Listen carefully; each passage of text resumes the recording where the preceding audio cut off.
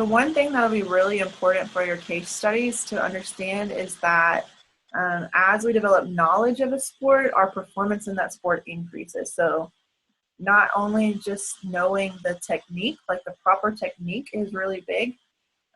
So that's your procedural knowledge. So knowing to take a step with my opposite foot is going to mean that I'm probably going to take a step with my opposite foot, which means I'm going to perform better.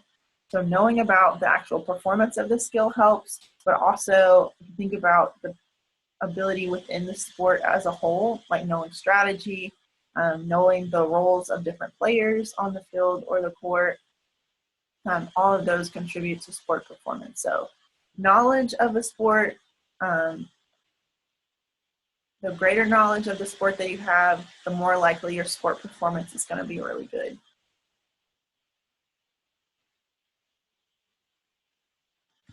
And so we talked about Piaget's theory, really stopped at 12 years old. We didn't really get to adolescence, and we definitely didn't get to adulthood. And so another guy, Arlen, later made some speculations about what adulthood would look like.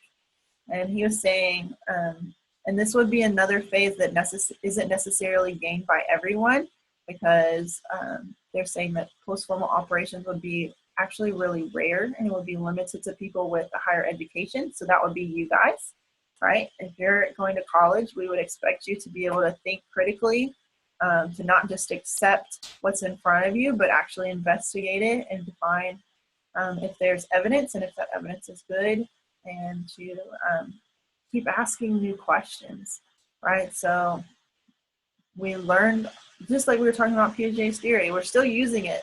Nobody's come up with a better theory. Nobody's come up with new experiments that explain cognitive development in a better, more clear way.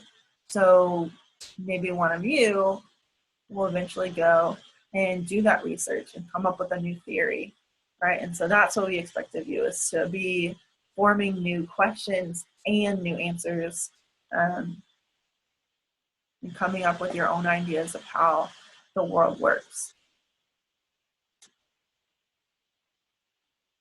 We know that as we age, a lot of things decline, and intelligence is no exception. And so some people have done some studies to find out, does intelligence decline overall in general, or is it just specific aspects? And so one study was saying that after age 60, it's really noticeable. You can see, if you do some intelligence surveys, you can clearly see a difference at above age 60. But it's really only in one or few areas. It was never all 6 of the different criteria for cognitive development that they were looking at, even up to the oldest people were age 88. And so what your book explains it as, the functional intelligence, what we use every day to get through life, really doesn't decline. We're still using it. We're still using those areas of our brain, so those aren't declining. But the things that we're not using anymore, like I imagine when I'm 88, I'm probably not going to be doing trigonometry. That's going to fade, right? It's going to have a bunch of spider webs up there because I haven't used it. And so that's going to be the things that are lost. And so if you want to think about the decline of intelligence with age as, I remember the cliche, you can't teach an old dog new tricks. So that means that once the dog gets older, they're not going to learn to, if they didn't teach them to roll over when they're a puppy, they're not rolling over when they're older, right? My dog, I mentioned earlier, I never could teach him how to roll over. He hated it, and he's definitely not doing it now. So it's a lot more difficult to learn new things, but all the things that they've been doing, they can do just fine. It doesn't mean that it's impossible.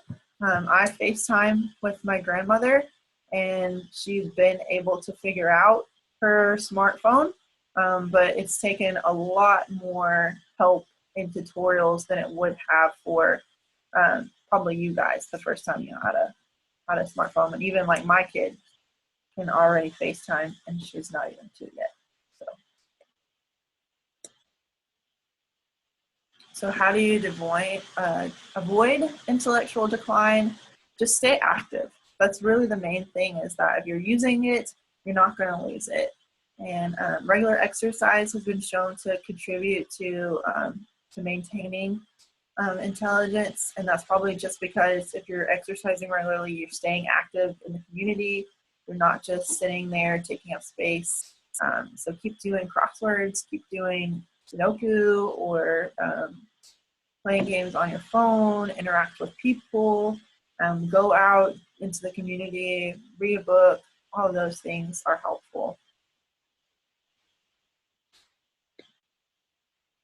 Okay, so that is all about cognitive and motor development. And so I hope you really see the interaction between how we develop our method of thinking with our development of movement.